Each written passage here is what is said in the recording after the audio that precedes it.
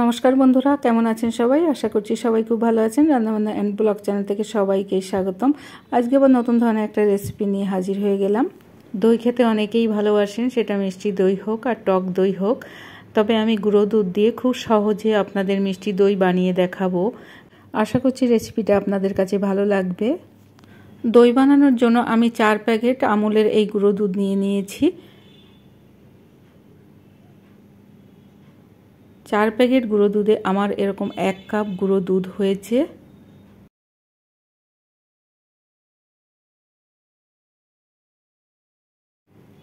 প্রথম আমি গুঁড়ো দুধটা জলের সাথে মিশিয়ে নেব। আমি 1 কাপ এই গুঁড়ো দুধ দিয়ে দিলাম। এরপরে আমি 2 কাপ দিয়ে দেব জল, আর দিয়ে দেব 1 কাপ লিকুইড দুধ।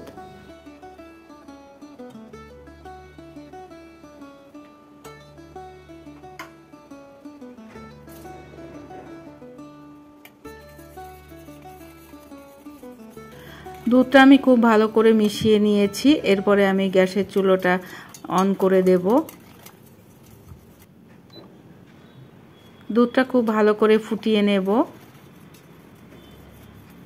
একটু খেয়াল রাখতে হবে দুধের মধ্যে যেন কোনো রকম দলা পাকিয়ে না থাকে। এরপরে আমি একটা প্যান বসিয়ে দিয়েছি। প্যানে দিয়ে দিচ্ছি 1 চামচ ঘি, দিয়ে দিচ্ছি 1 কাপ চিনি। আমি ক্যারামেল তৈরি করে নেব।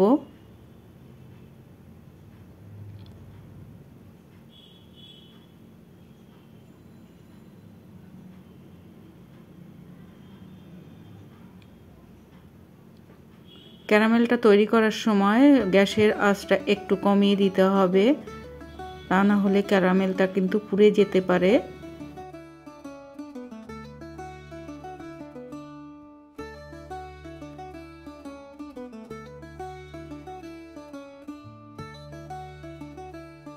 ক্যারামেলটা আমার তৈরি করা হয়ে গেছে। এরপরে আমি দুধের সাথে মিশিয়ে নেব।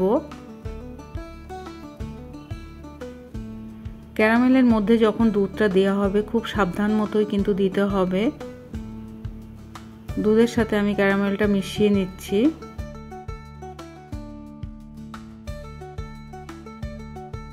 আগে থেকে যে দুধটা আমি ফোটাতে দিয়েছিলাম সেই দুধের সাথে ক্যারামেলের এই দুধটা আমি মিশিয়ে নেব। দইয়ের মধ্যে আমি 1 কাপ চিনি দিয়ে যে ক্যারামেলটা তৈরি করে নিয়েছি, এই মিষ্টিটাই আমার কাছে যথেষ্ট। আপনাদের যে কাছে যদি মনে হয় আর একটু মিষ্টি প্রয়োজন, তাহলে আপনারা ব্যবহার করতে পারেন। যেহেতু গুঁড়ো দুধটা মিষ্টি থাকে, সেই জন্য আমি একটু কম মিষ্টি ব্যবহার করেছি। আমার কাছে দইটা একটু মিষ্টি কম হলে বেশি ভালো লাগে খেতে।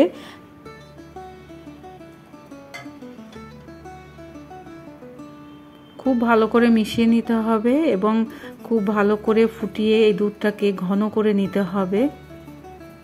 এরপরে আমি দুধটাকে জাল দিয়ে ঘন করে নেব। দুধটা যত বেশি ঘন হবে দইটা তত বেশি খেতে ভালো হবে, তাই দুধটাকে খুব ভালো করে ঘন করে নিতে হবে।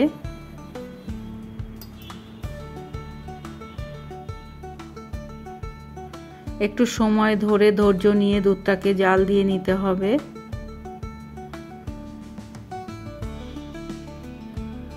দেখেই বুঝতে পারছেন দুধটা আমার অনেকটা ঘন হয়ে গেছে। এরপরে অন্যদিকে আমি 200 গ্রাম টক দই নিয়ে নিয়েছি। টক দই থেকে জলটা একটু ঝরিয়ে নিতে হবে। দইয়ের ভিতরে যে জলটা থাকে সেই জলটা একদম নিচেই পড়ে যাবে। দইয়ের ভিতরে জল থাকলে কিন্তু যে দইটা পাতা হবে ওই দইটা কিন্তু একটু জল জল টাইপের হয়ে যেতে পারে, তাই দইটা খুব ভালো করে একটু জল ঝরিয়ে নিতে হবে। মিষ্টি দইটা তৈরি করার সময় টক দই মিষ্টি দই দুটো দই নিলে খুব ভালো হয়। প্যাকেট দই থেকে মিষ্টির দোকান থেকে যদি দই কিনে আনা হয়, সেই দই দিয়েই দই পাতলে সেই দইটা বেশি ভালো হয়। দুধটা আমি জাল দিয়ে ঘন করে নিয়েছি। এরপরে আমি ঠান্ডা হওয়ার জন্য রেখে দেব।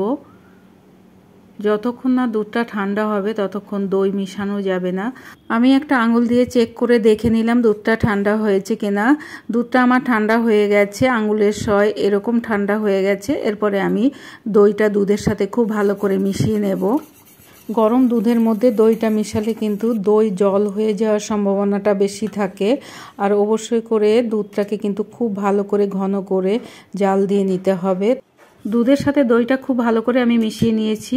এরপরে আমি এরকম একটা স্টিলের টিফিন বক্স নিয়েছি। টিফিন বক্সের মধ্যে একটু দই দিয়ে চারিপাশটা একটু মাখিয়ে নেব।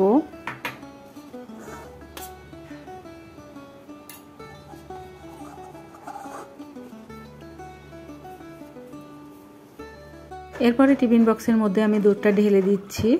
মিষ্টি দইয়ের রেসিপিটা আপনাদের কাছে কেমন লাগলো আমাকে অবশ্যই কমেন্ট করে জানাবেন। আর আপনারা অবশ্যই একবার ট্রাই করে দেখবেন এইভাবে দই পেতে কেমন হয়, ভীষণ ভালো হয় খেতে। দেখুন, এরপরে আমি একটা কড়াই বসিয়ে দিয়েছি, কড়াইতে একটু জল দিয়ে দিয়েছি, উপরে একটা স্ট্যান্ড বসিয়ে দিয়েছি আর বাটিটা এইভাবে বসিয়ে আমি 10 থেকে 15 মিনিট একটু ভাপিয়ে নেব। দই পাতার রেসিপিটা যদি আপনাদের কাছে ভালো লেগে থাকে তাহলে অবশ্যই আমাকে কমেন্ট করে জানাবেন রেসিপিটা আপনাদের কাছে কেমন লাগলো। আর আমার সাথে থাকার অনুরোধ করব। সবাই খুব ভালো থাকবেন, সুস্থ থাকবেন। ধন্যবাদ।